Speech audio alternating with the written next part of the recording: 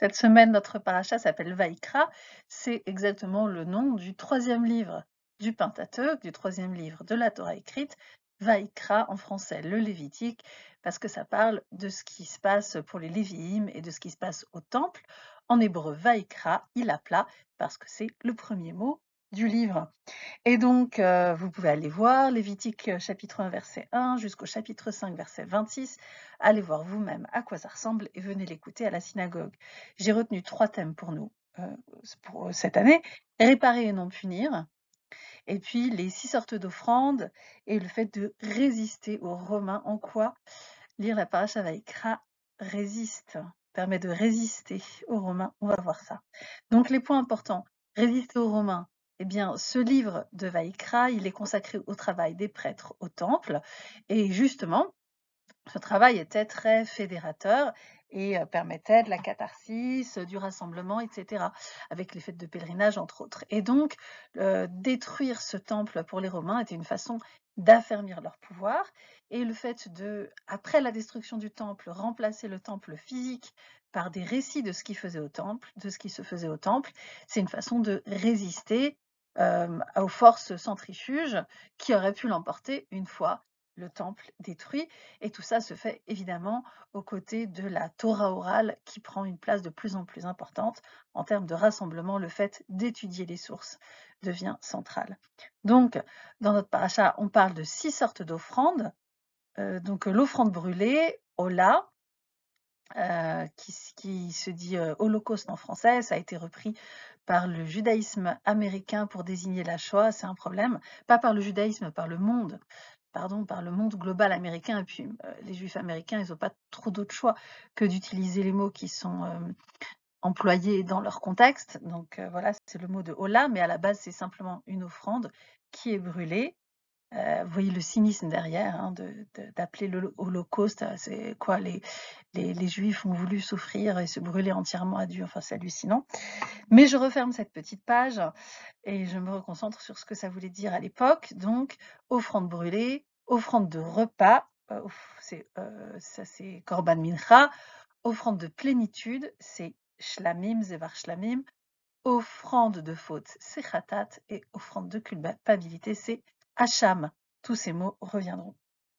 Donc, l'offrande brûlée est totalement consumée, mais les autres offrandes sont presque intégralement consommées par les prêtres ou par les personnes qui amènent l'offrande.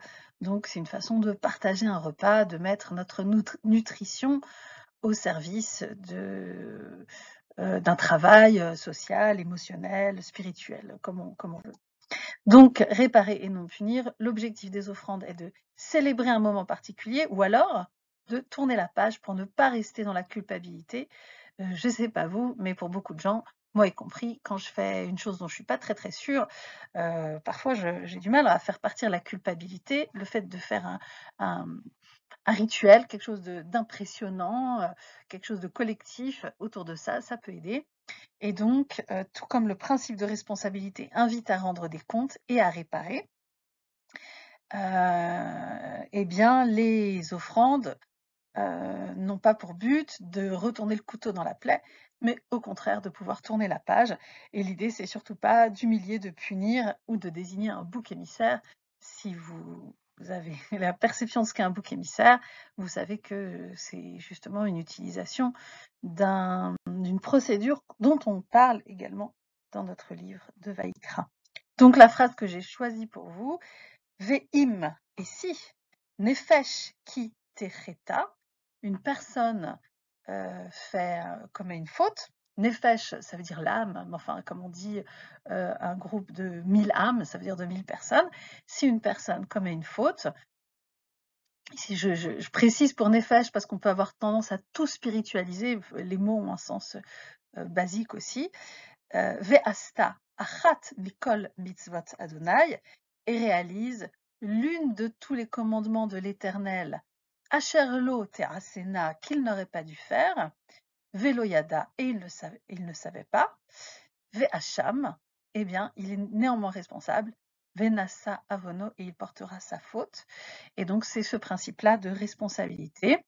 Et donc, ici, qu'est-ce que ça signifie exactement? Spoiler, qu'est-ce que ça signifie porter les conséquences de sa faute? Ça consiste en 2 choses. Un, réparer les conséquences, donc l'exemple qui est pris ici, c'est si on a, pris quelque chose, par erreur qui appartient à quelqu'un d'autre, même si c'est par erreur, il faut rembourser et puis il faut rajouter un cinquième pour compenser aussi, le risque et cetera. Et puis l'autre chose, c'est d'amener une offrande qui contribue à faire vivre les prêtres, qui sont justement les garants du bon fonctionnement social. Alors, bien sûr, tout ce qui est de l'ordre du temple et des prêtres, c'est de l'ordre du masculin, donc je ne l'ai pas mis en inclusif. Mais pour aujourd'hui, bah, on n'a plus de prêtres et on fait ce qu'on veut. Et donc, la question que je vous pose, c'est qui remplace les prêtres aujourd'hui? Et ça, vous pouvez le décliner en inclusif aussi, au masculin, au féminin, à tous les genres que vous voulez. Enfin bref, qui d'entre nous aujourd'hui remplace ce rôle des prêtres que j'ai brièvement évoqué? Donc, c'était en quelques minutes des éléments autour de notre Parasha Vaïkra et je vous invite à apporter des exemples en faveur ou en opposition à ce que je dis, compléter. Tout ça, ça permet de faire vivre une marloquette, un débat d'idées positif, constructif. Suivez-moi sur Instagram, sur mon site et partout où vous le désirez. Construisons ensemble un monde de réparation, de responsabilité, de accountabilité et dépourvu de punition envers nous-mêmes ou envers les autres, de culpabilité, de culpabilisation. Eh bien non, tournons les pages, ouvrons de nouvelles pages et avançons ensemble. Shabbat Shalom.